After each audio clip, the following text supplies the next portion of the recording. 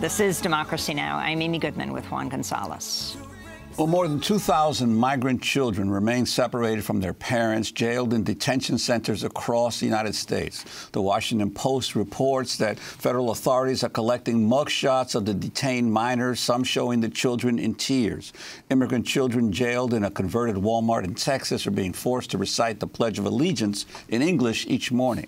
At some of the facilities, the children are counted in prison-style head counts. In some cases, parents have already been deported while their children remain in U.S. custody. Well, for more, we're joined by Dr. Dana Sinopoli, a psychologist who penned an open letter condemning the Trump administration's practice of separating children from their parents at the border. The letter has been signed by well over 12,600 mental health professionals. The letter states children may develop post-traumatic responses following separation from their parents and specifically lists immigration and parental deportation as situations of potentially traumatic separation. To pretend that separated children do not grow up with shrapnel of this traumatic experience embedded in their minds is to disregard everything we know about child development, the brain, and trauma. Dr. Sinopoli, welcome to Democracy Now! In these last few minutes that we have, can you talk about what inspired you to write this letter and what exactly happens to children? What are the psychological effects of this separation?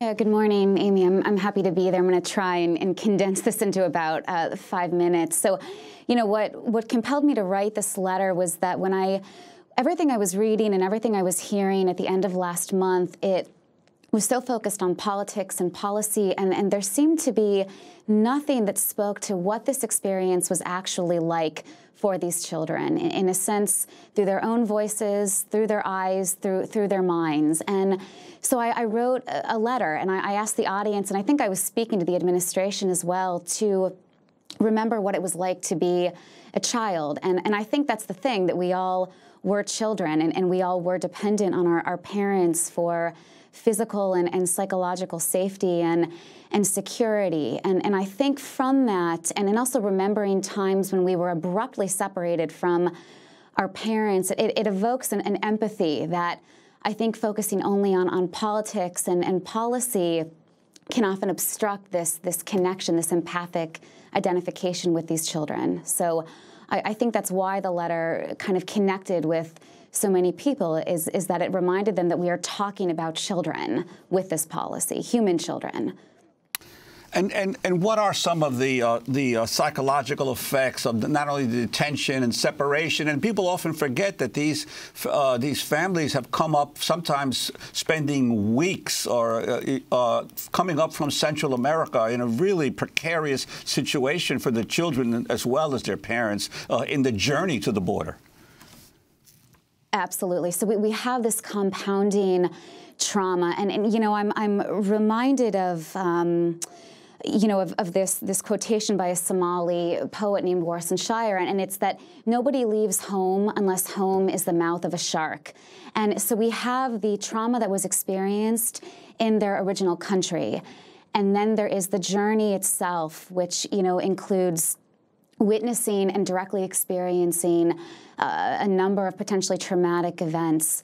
Then there's the moment of separation, and then there is the being separated. So we have this compounding trauma on top of trauma. And, you know, and the way, and I'll just really quickly kind of explain what we know about children's separation. And it doesn't take a psychologist to know that children do best when they're in closer proximity to their parents. And what we have known for decades is that there are these three kind of phases of separation. And the first phase is this phase of protest. You know, we see these children inconsolably weeping and screaming for their parents. We have that haunting audio and visual from the border, where is this hope that if I weep, if I scream, mom and dad will come back to me. And so we hear this so audibly. And then the next phase is this phase of despair.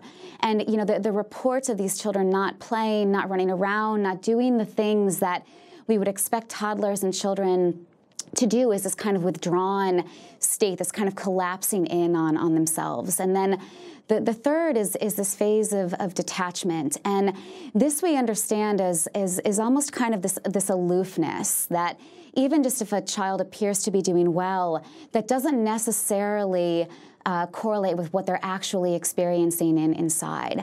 And so even when reunification happens, there is so much going on in this moment that the child is both filled with joy and anger and fear, and the parent is filled with both relief and guilt. So in the same moment, there is so much happening for both parent and child, and the trajectory of that affects these children. So it's not just the moment of separation, but we know that this carries on throughout their lives for many of these children. I want to read from the letter. You wrote, to try and argue that this policy of ripping children from the parents at the border is somehow different from the systematic traumatization of children during the times of slavery, forced assimilation, and the Holocaust is to disregard history. To somehow convince ourselves the systematic traumatization of children has no bearing on the lives of these children and no impact on the legacy of our country is to be living in an alternate universe, and to not care about the impact of these policies have on children is to succumb to the worst potential of humanity. The intergenerational effect of this, Dr. Sinopoli. Yes, so I'll try and really put this slowly, but we know that which is so overwhelming to the mind, that for which there are no words, these unspeakable, unformulated traumatic experiences, they get passed down to the next generation. And a really fine example of that is that after 9/11, there was a report in this book, Lost in Transmission, of a and we're going to go to that report in part 2 of our conversation, Dr. Sinopoli, and we're going to post it online at democracynow.org. That does it for our show. Psychologist Dr. Sinopoli, our guest. I'm Amy Goodman with Juan Gonzalez.